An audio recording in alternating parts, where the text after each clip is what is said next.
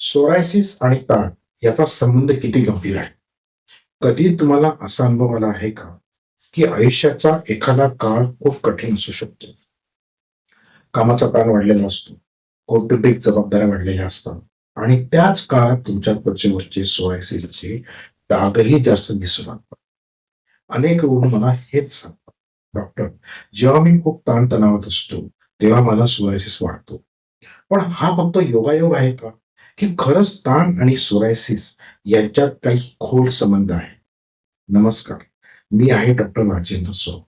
गेल्या 39 वर्षापासून मी केवळ सोरायसिस या आजाराचा अभ्यास आणि उपचार करत आहे. हजारो रुग्णाच्या अनुभवातून आम्ही एक गोष्ट वारंवार पाहिली आहे. शरीर आणि मन यांच्यातील संबंध अत्यंत खोल असतो. आज आपण समजून घेणार आहोत सोरायसिस आणि मानसिक ताण यांच्यातील संबंध किती गंभीर असू शकतो. आपण अनेक वेळा शरीर आणि मन हे वेगळे समजतो, पण प्रत्यक्षात शरीर आणि मन हे एकमेकाशी सतत संवाद करत असतात.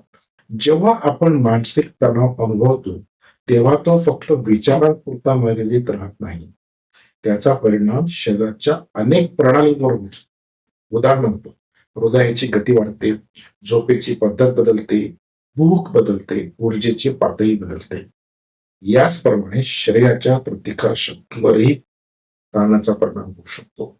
सोरायसिस हा अनेक वेळा शरीराच्या प्रतिकार शक्तीच्या असंतुलित प्रतिक्रियेशी संबंधित असतो. त्यामुळे जेव्हा शरीर दीर्घकाळ तणावात असते, तेव्हा काही रुग्णांमध्ये सोरायसिसची लक्षणं अधिक तीव्र दिसू शकतात.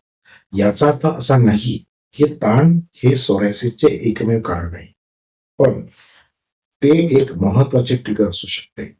गेल्या अनेक वर्षाच्या क्लिनिकल अनुभवातून आम्ही काही विशिष्ट पॅटर्न पाहिले आहेत. अनेक रुग्णांमध्ये सोरायसिस सुरू होण्याच्या आधी एखादी तणावपूर्ण घटना घडलेली असते. काही वेळा नोकरीत मोठा बदल झालेला असतो, काही वेळा कौटुंबिक संघर्ष असतात, काही वेळा आर्थिक दबाव असतो, काही वेळा दीर्घकाळ चालणारी चिंता. अर्थात प्रत्येक रुग्णात असेच घडते असे नाही, पण अनेक रुग्णांमध्ये हा संबंध दिसून येतो. ताण वाढल्यावर शरीरात काही हार्मोन्स वाढतात, त्याला स्ट्रेस हार्मोन म्हणतात. हे हार्मोन्स शरीराच्या प्रतिक्रिया शक्तीच्या प्रतिक्रियांना प्रभावित करू शकतात. त्यामुळे काही लोकांमध्ये त्वचेवरील दाग आणि सूज वाढू शकते. सोरायसिस मध्ये त्वचेच्या पेशी सामान्यापेक्षा अधिक वेगाने तयार होतात. त्यामुळे त्वचेवर जाड, लालसर आणि खवलेदार डाग दिसतात. जेव्हा शरीरातील दाहक प्रक्रिया वाढतात, तेव्हा हे लक्षण अधिक स्पष्ट दिसू शकते. म्हणूनच अनेक रुग्णांना असे वाटते की ताण वाढला की सोरायसिस वाढतो. पण येथे एक महत्वाची गोष्ट लक्षात ठेवली पाहिजे. ताण हा कारण नसतो, तो ट्रिगर असतो. म्हणजे ज्या व्यक्तीमध्ये सोरायसिसची प्रवृत्ती असते, त्याच व्यक्तीमध्ये ताण आल्यावर आजार भडकू शकतो. याच कारणामुळे सोरायसिसच्या उपचारात फक्त औषध देणे पुरेसे नाही. रुग्णांच्या जीवनशैलीच्या मानसिक अवस्थेचा आणि भावनिक स्थितीचा विचार करणे आवश्यक असते. होमिओपॅथीमध्ये रुग्णाच्या मानसिक स्थितीला विशेष महत्व दिले जाते, कारण प्रत्येक व्यक्ती ताणाला वेगवेगळ्या प्रकारे प्रतिसाद देते. काही लोक लवकर तणावग्रस्त होतात, काही लोक भावनिक गोष्टी मनात साठवून ठेवतात, काही लोक बाहेरून शांत दिसतात पण आतून खूप ताण असतो. या सर्व गोष्टी शरीराच्या प्रतिक्रिया पद्धतीवर परिणाम करू शकतात. सोरायटिस मध्ये आम्ही रुग्णाचा संपूर्ण अभ्यास करतो.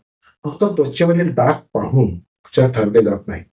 रुग्णाचा आधार कधी सुरू झाला, कशामुळे वाढतो, कशामुळे कमी होतो, रुग्णाचा स्वभाव कसा आहे, झोप कशी आहे, तणावाची पातळी किती आहे, या सर्व गोष्टी समजून घेतल्यावर उपचार अधिक वैयक्तिक आणि प्रभावी होऊ शकतात. गेल्या 39 वर्षात 32,000 पेक्षा जास्त रुग्णांच्या अनुभवातून आम्ही एक गोष्ट स्पष्ट पाहिली आहे. जेव्हा रुग्णाला आपल्या ताणाचा आणि आजाराचा संबंध समजतो, तेव्हा तो आपल्या जीवनशैलीत सकारात्मक बदल करण्यास अधिक तयार होतो. ताण पूर्णपणे टाळणे शक्य नसते, पण ताणाशी कसे वागायचे हे शिकणे शक्य असते. योग्य झोप, नियमित दिनचर्या, मानसिक विश्राम आणि संतुलित जीवनशैली या गोष्टी शरीराच्या संतुलनासाठी मदत करू शकतात. आता मी तुम्हाला एक प्रश्न विचारू इच्छितो. तुमच्या अनुभवात सोरायसिस आणि ताण यांच्यात काही संबंध जाणवला आहे का? ताण वाढल्यावर त्वचेची स्थिती बदलते असे तुम्हाला वाटते का? तुमचा अनुभव इतर रुग्णांसाठी मार्गदर्शक ठरू शकतो. जर हा व्हिडिओ तुम्हाला उपयुक्त वाटला असेल तर चॅनलला सबस्क्राईब करा आणि बेल आयकॉन दाबा. सोरायसिस बद्दल अधिक सखोल आणि विश्वासार्ह माहिती मिळवण्यासाठी आमच्या चॅनलशी जोडलेले राहा. मी आहे डॉक्टर राजेंद्र सोनवणे, सोरायटेड कडून. धन्यवाद. भारताचे पहिले एक्सक्लुझिव्ह होमिओपॅथिक सोरायसिस क्लिनिक पाहिल्याबद्दल पुनश्च धन्यवाद.